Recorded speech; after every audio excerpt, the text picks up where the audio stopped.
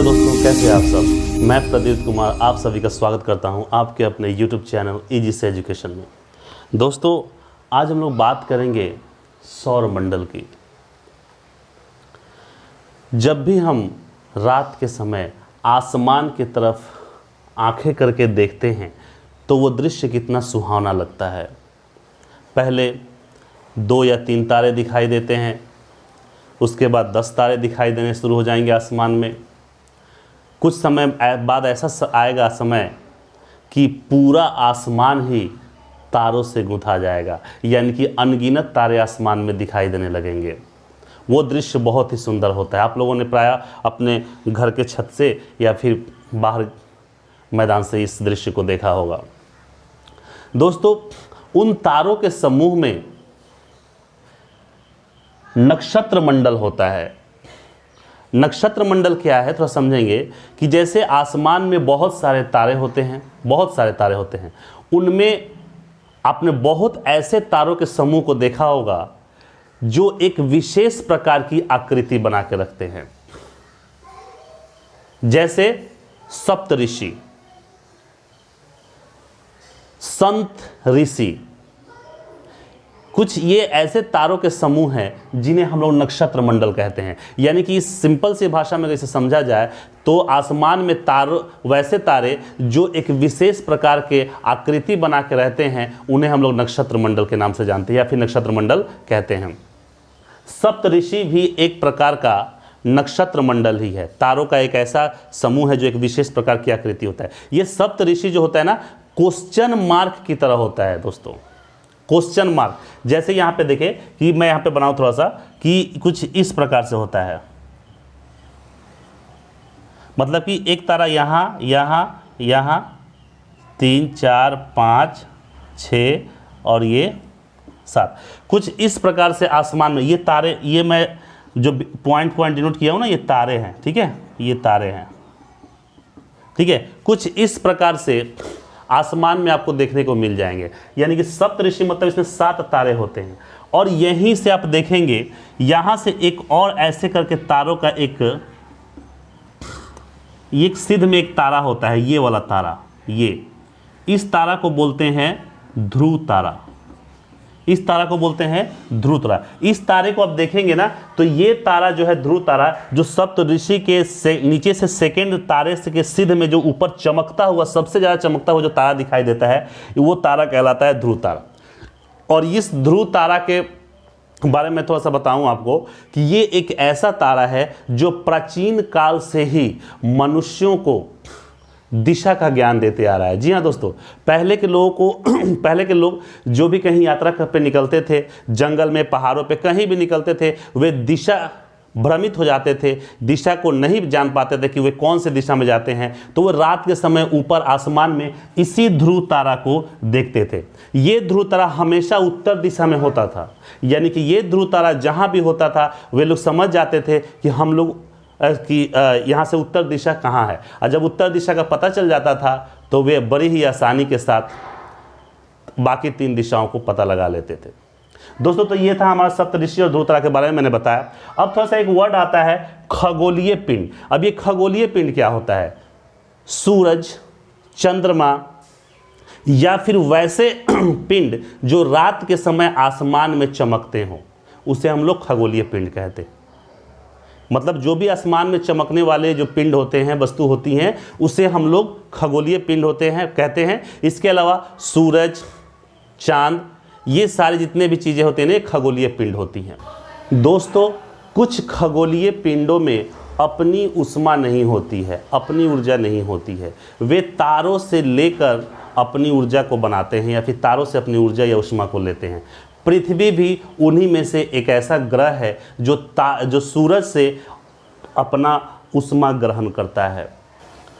दोस्तों, सौर मंडल का जो निर्माण है, सूरज, तारे, क्षुद्र ग्रह, उल्का पिंड जैसी चीज़ों से मिलकर बना है। दोस्तों, अब हम चर्चा करेंगे कि सूरज को सौर मंडल का मुखिया क्यों कहा जाता है।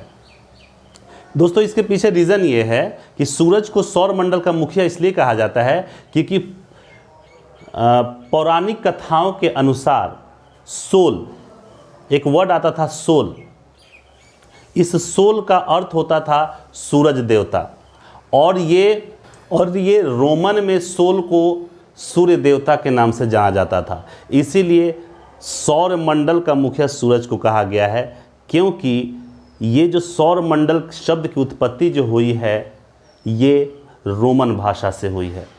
ठीक है दोस्तों, हम चर्चा करेंगे कि सूरज के नज़दीक में कौन सा ग्रह है, मतलब कि ग्रह, उपग्रह, क्षुद्र ग्रह, उल्का पिंड इत्यादि ये सब चीज़ें क्या होती है, अब हम लोग देखते हैं थोड़ा सा। दोस्तों जैसा कि ये फिगर मेरे बोर्ड पे आप लोग देख रहे होंगे, सौर मंडल में सिर्फ और सिर्फ 8 ही ग्रह मौजूद हैं। अब देख सकते हैं यहाँ पे आप कि बीच में जो मैंने ये देखा है ये सूर्य है, मतलब कि ग्रहों के केंद्र भाग में जो होता है ना सूर्य होता है, और ये इसके बगल में ये जो दिखाई दे रहा है ना, ये ग्रह छोटा जो मैंने गोल यहाँ पे गोल सा पा रहा है ना, ये बुध है।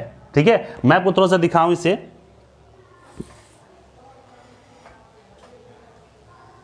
ये देख सकते हैं, ये जो है ये बुध है।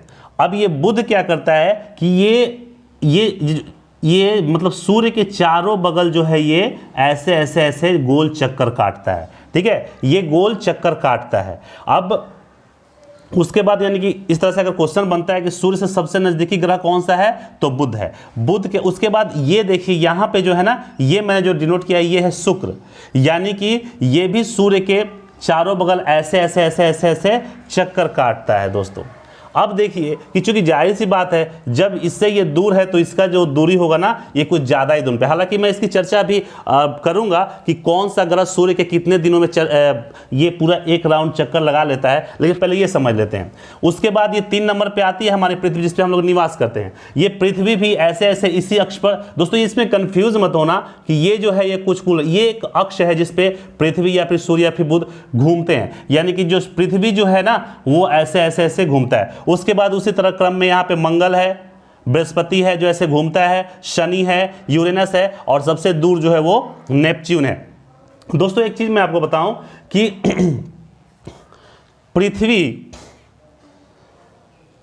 और शुक्र को जुड़वा बहन भी कहा जाता है। पृथ्वी और शुक्र को जुड़वा बहन भी कहा जाता है, क्योंकि ये पृथ्वी और शुक्र जो हैं ये लगभग आकृति में एक ही समान होते हैं। दोस्तों अगर बात की जाए कि ग्रह किसे कहते हैं, तो अगर इस चित्र से आपको समझ में आ गया, वैसा पिंड जो सूर्य के चारों तरफ चक्कर लगाए वो ग्रह कहलाता है। तो देख सकते हैं यहाँ पे बुध भी चारों बगल चक्कर लगा रहा है, शुक्र भी चारों बगल सूर्य के चक्कर लगा रहा है, पृथ्वी भी सूर्य चक्कर लगा रहा है, यानी कि इसे ग्रह कहते हैं। अब थोड़ा सा सुनेंगे कि उपग्रह क्या होते हैं। ये उपग्रह क्या होता है ना, कि जैसे मान लीजिए कि ये पृथ्वी को अगर मैं यहाँ पर डिनोट करूँ, पृथ्वी मान लीजिए कि ये पृथ्वी है, ठीक है। अब ये पृथ्वी को मैं यहाँ डिनोट करूँ तो ये पृथ्वी के चारों बगल जो पिंड चक्कर लगाएंगे ना उसे उपग्रह कहते हैं। यानी कि सिंपल सी भाषा में है कि ग्रहों के जो चक्कर लगाए वो उपग्रह कहलाता है। यानी कि सूर्य का जो चक्कर लगाए वो ग्रह कहलाया, और जो ग्रहों के चक्कर लगाए वो उपग्रह कहलाता है। तो ऐसे देख सकते हैं आप, यानी कि चंद्रमा जो है पृथ्वी का एक उपग्रह है। दोस्तों जैसा कि मैंने बोला कि सूर्य के चारों बगल चक्कर जो लगाते हैं ग्रह कहलाते हैं। वह ग्रह कितने दिन में एक चक्कर पूरा करते हैं वो मैंने बोर्ड पे लिखा है। जैसे यहाँ पे देखेंगे बुध जो सूर्य के सबसे नजदीक वाला ग्रह है वो 88 दिन में सूरज का एक पूरा चक्रण कर लेगा। शुक्र जो 2 नंबर का है वो 255 दिन में करेगा। पृथ्वी 365 दिन में करती है। पृथ्वी एक बार सूर्य के पूरा जो चक्रण करती है वो 365 दिन में करती है। उसी प्रकार मंगल 687 दिन, बृहस्पति 12 साल लगभग, बृहस्पति जो है वो लगभग 12 साल में एक बार सूर्य की चक्कर काटती है। एक चीज मैं और बताऊं दोस्तों कि बृहस्पति जो है ना ये सौर मंडल का सबसे बड़ा और भारी ग्रह होता है, ठीक है, ध्यान रखेंगे। उसके बाद शनि 29.5 साल यानी कि 29.5 साल 5 महीना। यूरेनस 84 साल में एक चक्रण करेगा, और नेपच्यून जो है वो 164 साल में एक पूरा चक्रण करेगा। यानी कि अगर आपसे सवाल में यह पूछा जाता है कि सूरज के सबसे नजदीक वाला ग्रह कौन है, तो बुध। सूरज के सबसे दूर ग्रह कौन है, तो नेपच्यून। सूरज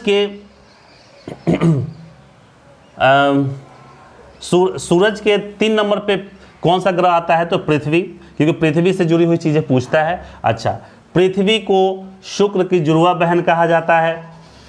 दोस्तों, ग्रह के अलावा हमारे सौर मंडल में बहुत सारे ऐसे छोटे छोटे ग्रह हैं जो ऐसे ही घूम रहे हैं, मंडरा रहे हैं। जैसे यहाँ पे एक है क्षुद्र ग्रह। ये क्षुद्र ग्रह भी सूर्य के चक्कर काटते हैं, लेकिन इनका नाम, बहुत सारे ऐसे जो पिंड हैं जो सूर्य के चक्कर काटते रहते हैं, लेकिन उनका नाम बहुतों को हमें नहीं पता है। तो ये ज़्यादातर क्षुद्र ग्रह जो होते हैं ना, मंगल और बृहस्पति के, मतलब मंगल ग्रह और बृहस्पति ग्रह के बीच में ही पाए जाते हैं। याद रखेंगे कि ये भी बहुत बार पूछ चुका है। ये क्षुद्र ग्रह जो होते हैं मंगल और बृहस्पति के बीच में ही पाए जाते हैं। इसके अलावा छोटे छोटे पत्थरों के टुकड़े भी सूरज के चारों बगल चक्कर लगाते हैं, यानी कि ब्रह्मांड में, सौर मंडल में घूमते रहते हैं। उन्हें हम लोग बोलते हैं उल्का पिंड। जैसा कि मैंने बताया था पहले ही कि ग्रहों की संख्या सौर मंडल में 9 है, लेकिन नौवां जो ग्रह था उसका नाम था प्लूटो। लेकिन 2006 में इसके जो गुण थे प्लूटो के, वे ग्रहों के गुणों से थोड़ा मैच नहीं करते थे। यानी कि प्लूटो को ग्रहों की श्रेणी से निकाल दिया गया और उसे बौने ग्रह की श्रेणी में रख दिया गया। यानी कि अब ग्रहों की संख्या सिर्फ और सिर्फ 8 हो गई थी, 8 हो गई है। दोस्तों, हमारे सौर मंडल में प्राकृतिक ग्रह के अलावा हमारे वैज्ञानिकों ने मानव निर्मित ग्रह भी छोड़े हुए हैं। ये ग्रह इसलिए छोड़ा गया है, ये उपग्रह हैं। ये उपग्रह इसलिए छोड़े गए हैं ताकि ये ब्रह्मांड के बारे में हमें तरह तरह की जानकारियाँ दे सके। जैसा कि आप लोग देखे होंगे कि चांद के ज़मीन का फ़ोटो, तस्वीर या पेपर में न्यूज़ चैनल में दिखाए जाते हैं, वो उन्हीं का दिया होता है। उपग्रहों को, जो मानव निर्मित उपग्रह होते हैं, उन्हीं के द्वारा भेजा गया होता है। इसके अलावा बहुत सारे ग्रह के जो चित्र अभी दिखाए जाते हैं हमें, वो मानव निर्मित ग्रह के द्वारा ही संपन्न हो पाता है। दोस्तों, बृहस्पति, शनि और यूरेनस के चारों बगल एक छल्ले बने हुए होते हैं। बृहस्पति, शनि और यूरेनस के चारों बगल इन ग्रहों के एक छल्ले बने होते हैं। इन छल्लों को देखने के लिए दूरबीन की आवश्यकता पड़ती है। ये साधारण आँख से हमें नहीं दिखाई देता है। तो दोस्तों, कैसी लगी हमारी ये जानकारी? अगर हमारी जानकारी आपको अच्छी लगी हो तो इसे हमारे चैनल को सब्सक्राइब, लाइक, शेयर करें, कमेंट करें। तब तक मिलते हैं हम लोग अगले वीडियो में। तब तक के लिए नमस्कार।